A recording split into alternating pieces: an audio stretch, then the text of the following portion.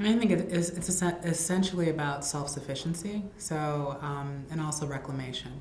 So I think a lot of times when we're talking about socially disadvantaged people, we're talking about people of color who've often either been displaced from their indigenous land or from another part of the country where, because of economic opportunities, dissolved or became, just unreasonable or unbearable, migrated to urban areas. So for me, as somebody who is a descendant of former sharecroppers from South Carolina, and as a multicultural person, I'm also second generation American on my mom's side, from Germany and Russia, Poland, that kind of area, the Ukraine.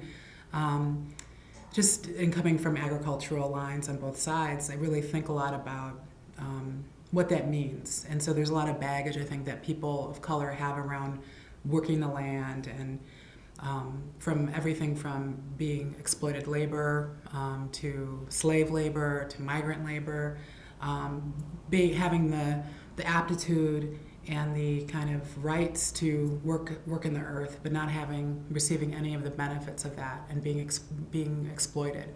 So for me, it's a really healing thing to introduce young people of color, especially, to growing food and working in the earth, and having that be returned. I think there's a tremendous amount of spiritual healing that's needed, but also just it's really important for young people to consume nutritionally dense food.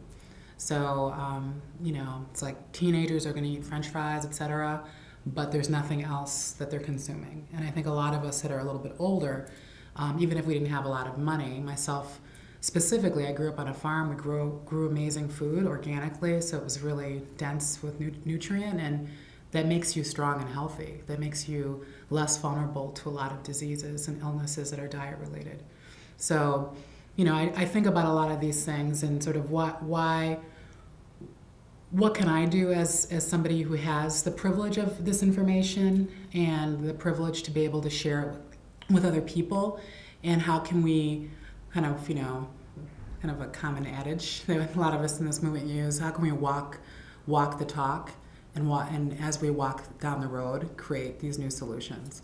So I think that's especially important in communities of color. And I'm hoping that my participation as a fellow helps to bring more voice to communities that are often talked about sort of statistically or as population, and more like these are real people who are very interested in these issues. It's part of our cultural heritage. It's part of we are the ones who can fix it.